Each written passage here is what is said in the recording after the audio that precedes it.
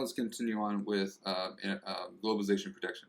So, in theory, okay, imports might injure workers in several different ways. So, when we talk about imports injuring workers, we're talking about your domestic workers. Like, if we're talking about U.S. workers and your consumers are buying Mexican goods. So, how are the imports from Mexico hurting your domestic workers?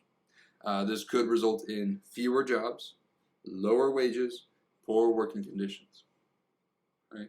So basically, it's like because we're buying more from Mexico, we don't need as much production here. Less production, less employment, more unemployment. All right, and so basically, the demand for labor goes down. If demand goes down, wages go down. Right, and sometimes it could lead to poor working conditions. Basically, it's like think about it from a business standpoint where it's like you have to decrease your price. And if you decrease your price, that's going to decrease your profits. So what you'll have to do is lower your standards. Like you have to cut cost somewhere. So sometimes that could be poor working conditions just to make enough profit. Okay. Protectionism can save jobs in a specific industry being protected, but it does cost jobs in other unprotected industries. So if consumers are paying higher prices to a protected industry, they have less money to spend on other goods from other industries. So basically, if you're buying more from this because it's protected, if you're buying less over there, less, so unemployment's going to follow around. If a firm sells a protected product to other firms so that other firms must now pay a higher price for the key input, then those firms are going to lose sales to foreign producers. So loss of jobs, loss of sales. So that's really how it's going to go in terms of imports and protectionism, is that it's trying to protect them, but it could injure people as well.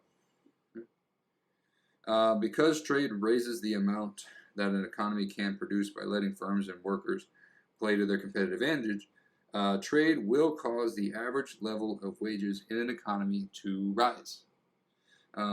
Basically, it's like, just because you're producing more, demand more labor, wages go up. Right? By contrast, barriers to trade will reduce the average level of wages in an economy. Well, because if you have a barrier to trade, you trade less, and since you're trading less, you make less production. Because you're going to make less production, you demand less workers, wages go down. So, macroeconomy is going to be a little bit difficult, but, it's all connected like that. Where, if we are trading more, you're making more, so more production, more employment, more wages.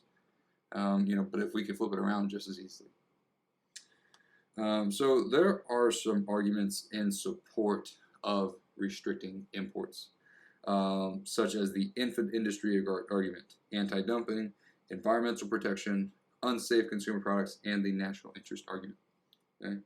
So the infant industry argument is basically where we're going to block the imports for a certain amount of time. We're going to give these new businesses time to adjust to the market to where eventually they'll be able to be a part of it. They'll be more competitive. It's really hard to compete when you're a brand new business against established companies. So the infant industry argument is like, hey, let's give these new businesses time to grow, get big enough to where they can compete with the other companies. All right? They allow time to mature before it starts competing on equal terms in the global economy. One example, Brazil treated its computer industry as an infant industry. So from the late 1970s until 1990, you could only basically buy computer products from Brazil, in Brazil. Like, if you lived in Brazil, you couldn't buy an import of computer products because they were protected. This policy guaranteed increased sales for Brazilian computers. Okay, so they were trying to give them time to increase their production and get better at making computers. However, by the mid-1980s, due to lack of international competition, Brazil had a backward and out-of-date industry. So they were trying to grow their business, but they weren't competitive. They weren't competing to increase, their technology. They weren't competing to get better at making computers. So since they never got better, no one bought their stuff. So the infant industry protection had to go away because it's like, hey, it's not working out. We got to do something else. This typically lagged behind the world standards for price and performance by 3 to 5 years. So, the infant industry could work. You just gotta, really increase your sales. You gotta make something really good to where people want to buy it. That's the thing. When do infant industry policies of protectionism and other subsidies work fairly well? Do not hand out protectionism and other subsidies to all industries. Focus on a few industries where your country has a realistic chance to be a world-class producer. Be very hesitant about using protectionism in areas like computers, where many other industries rely on having the best products available, because it is not useful to help one industry without imposing high costs to the other. And then you have to have very clear guidelines for when the infant industry will end. So basically, it's like, hey, if you are not going to increase your production by this date, we're going to let people come in. That leads us to the anti-dumping agreement. So dumping is where you are selling goods below their cost of production. Okay? So basically, it's like you're trying to think about it from a monopoly standpoint, where it's like you are trying to take advantage of your size of your economy. Like you could sell at a very, very low price, and you could lose money, right? But everybody's going to buy from you, okay? And if everybody's buying from you, they're not buying from other people.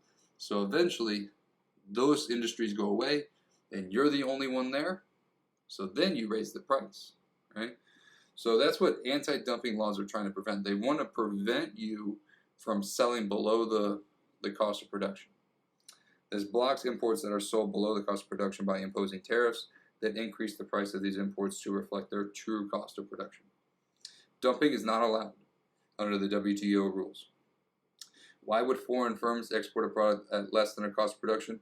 So there's two explanations for this. Okay? Number one is the innocent explanation. Demand and supply set the market prices. So basically, because supply and demand changes, this change the selling price of a good. Not the cost of production, right? Just the supply and demand. This is what it's selling at, so it's lower than the cost of production. So that's one explanation. The other one is more of a sinister explanation. The one I talked about earlier. The dumping is a part of a long-term strategy to drive out domestic competition, and then once they're out, you raise the price. So this is what is called predatory pricing. Okay, so one's innocent, the other one's predatory. Okay, so that's why anti-dumping laws are in effect. The other ones are going to be environmental protection. So in high-income nations such as United States, Canada, Japan, these have relatively strict environmental standards versus middle-income nations and low-income like Brazil, Nigeria, India have very low environmental standards. So this could lead to what is called the race to the bottom, when production locates in countries with the lowest environmental standards, putting pressure on all countries to reduce their environmental standards. So basically, it's like no one wants to go and produce in the U.S. because they have high standards. That's a lot of money just because you're trying to protect the environment. So a lot of businesses don't want to do that. They will move to a country with lower standards to where they can produce. If all the businesses start doing that, right, then governments are like, okay, we have to lower our standards. And if you lower your standards, it's racing to the bottom to get to the lowest standards possible to get more firms in. Alternatively, the threat of blocking international trade can cause low-income nations for higher environmental standards. So basically, when you're trying to, that's one argument, was the race to the bottom. The other one is like, hey, we could take this in as like, hey, the only way you can export is because you have higher standards. Okay? Which kind of leads us over into unsafe consumer products. So for imported goods, the WTO says countries can set their own safety standards. So basically, if you want to sell something for the U.S., you have to abide by the U.S. standards. Regulations must be based on science. So you can't basically discriminate against certain countries just because you don't want them in your country.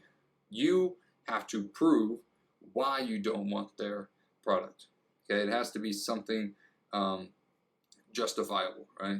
They should not be arbitrarily or unjustifiably discriminating between countries where they are identical or similar conditions prevail. Okay, so whatever standards you set, you have to make sure like they're set in science. To say like, hey, they use like for example here in 2007, Mattel recalled nearly 2 million toys imported from China due to concerns about high levels of lead in the paint. Right, so it didn't meet the standards, so we cannot import it. We recalled it.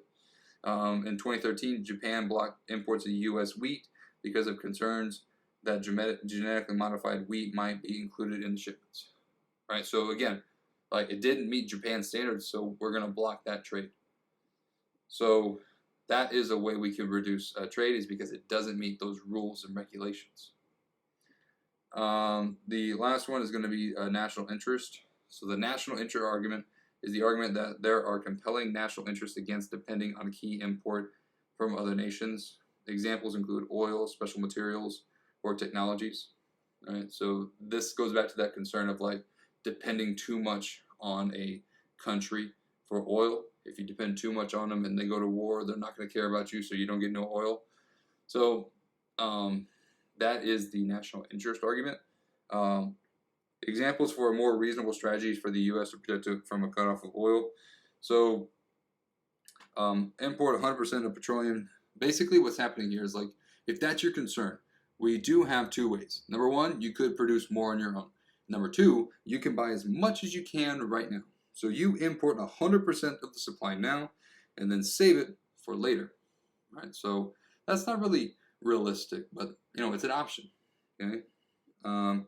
The other option is discourage use of oil through raising taxes on oil and start a high-powered program to seek out alternatives. So, if you're concerned about relying too much on oil from other countries, well, figure out an alternative, such as electric cars.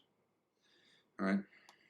So, the last section we're going to do, okay, is section 21.4, which talks about how governments enact trade policy, such as general agreement on tariffs and trade, the form in which nations could come together to negotiate reductions in tariffs and other barriers to trade. Because we realize we want the gains from trade. We do want that. We need to figure out how we can get back to that. Some countries do have a free trade agreement and an economic agreement between countries to allow free trade between members. So like NAFTA, North American Free Trade Agreement, that was an example of free trade between Mexico, the United States, and Canada. Common market, an economic agreement where countries allow free trade in goods and service, labor, financial capital between members while having a common external trade policy.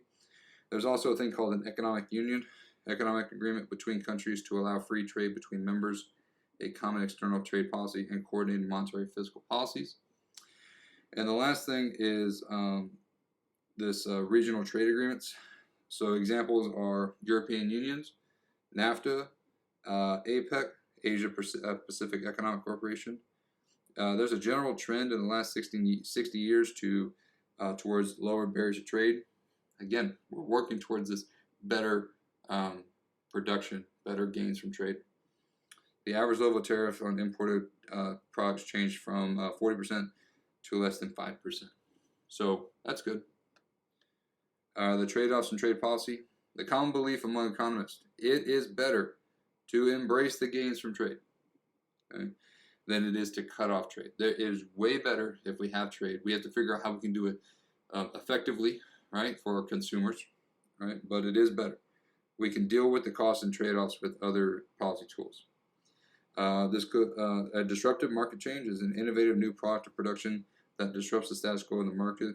So, this is a good thing about trade, is like you're having more competition, you're having more innovation, right? Because you're adding more countries. So the innovators can earn more income and profits. The other firms lose income and profits unless they come up with their own innovations. So, gains from trade benefits a lot of people. It could benefit the world in the sense that, like, oh, okay, you're losing production here. Well, since you're losing production here, how about you pick up production somewhere else? How about you make a new invention? So it could lead to more than just gains from trade. It could lead to economic growth as well. So that was the last section here. it is now time to basically study for this exam. All right, so I'll see you later. Bye.